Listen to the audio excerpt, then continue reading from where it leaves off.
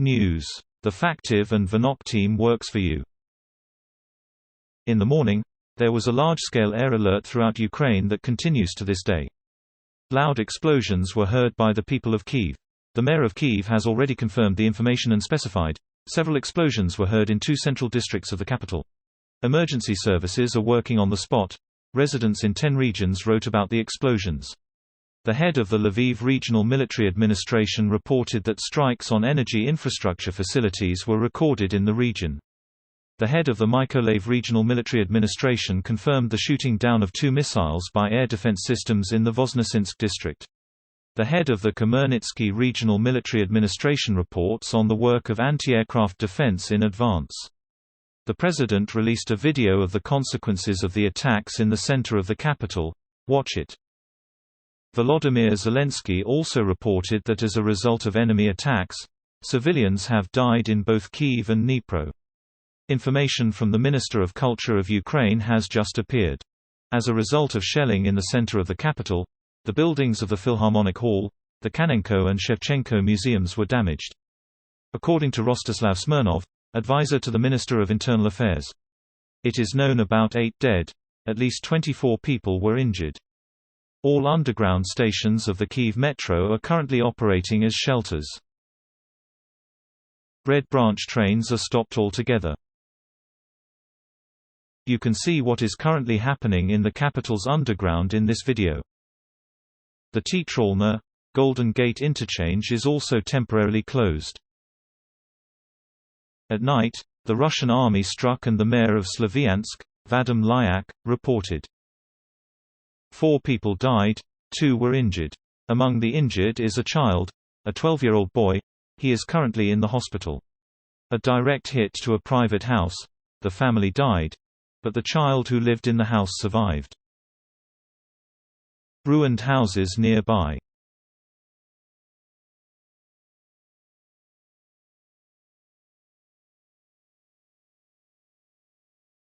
The Russians continue their bloody terror in Zaporozhye. At night, rockets were fired again at residential areas. 7 rockets fell in the center of the city. One of them hit a 5-story building near the Central Avenue. Another crushed the sidewalk near the city's main square. Our correspondent Andrei Pichtev is currently there. Andrei, what do you know at this hour? Hello, Peter. Now we are near the central square of the city, Festivalna. A huge funnel from a Russian missile. All the houses around have broken windows and everything around is strewn with large debris. The scariest picture near the 5th floor. Literally a few kilometers from here. There, a Russian rocket destroyed an entire entrance at night. The moment of impact around 2 in the morning was caught on surveillance cameras. After the impact and collapse, a fire broke out. Smoke still rises above the mutilated building. Residents say that many users of the destroyed entrance escaped because they hid in the basement. Mr. Serhiy's family was at work at the time of the attack. Emergency workers freed his loved ones through an emergency exit. My wife was with her mother-in-law and 2 children. One of them is a minor. The rescuers cut the door and they got out.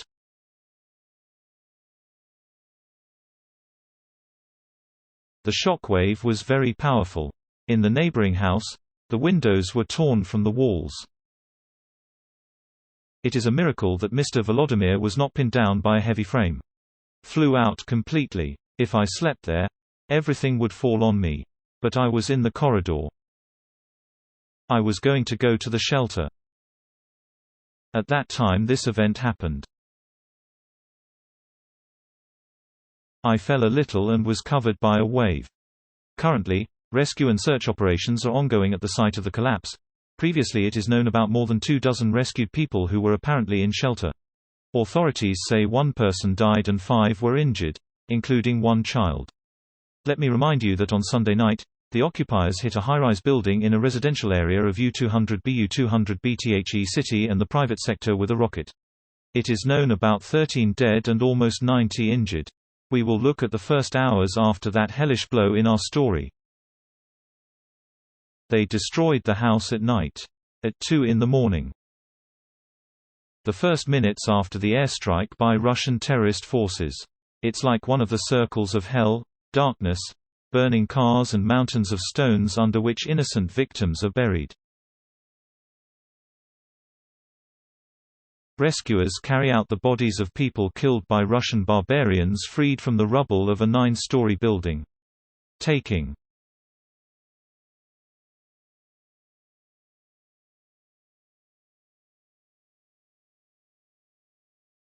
Alexei lives in the second entrance.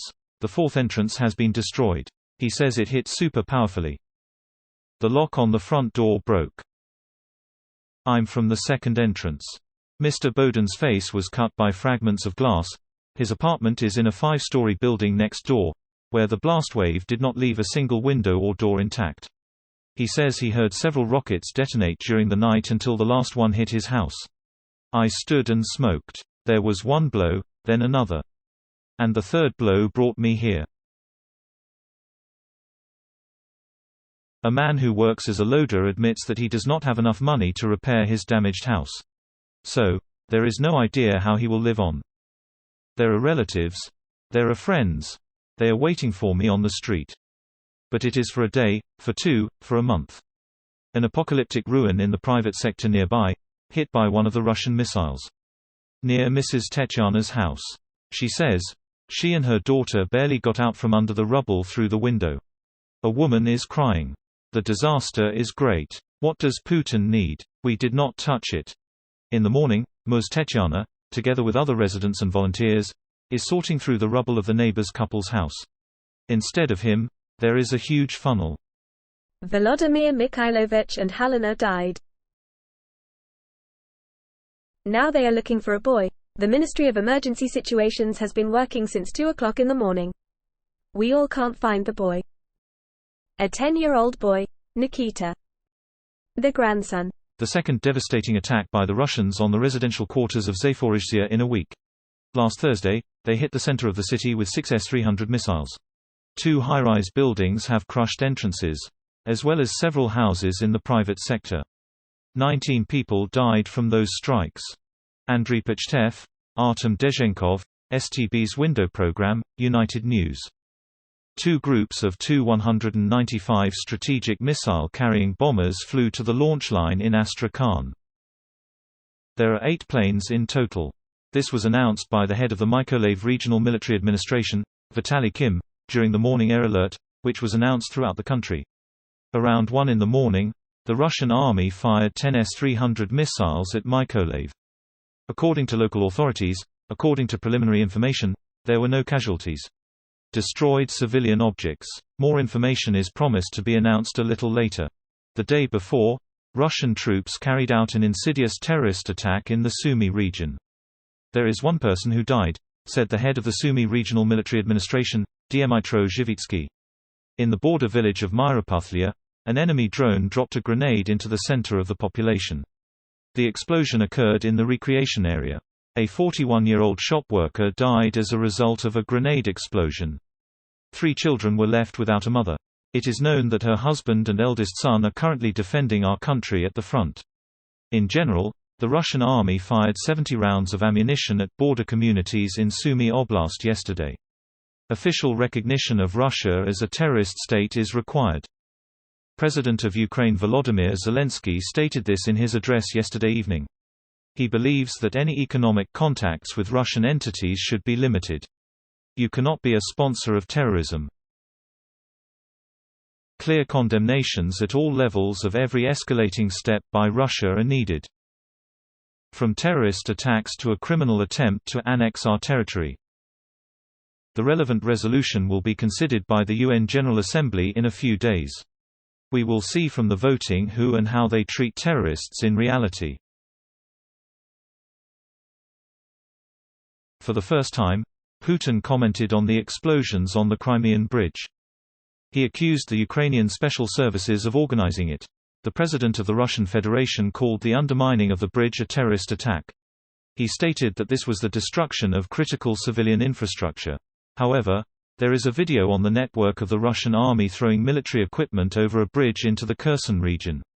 The head of Russia's investigative committee, Alexandra Bastrykhin, said that the Russians had opened the case about the explosion on the Crimean bridge under the article, terrorism.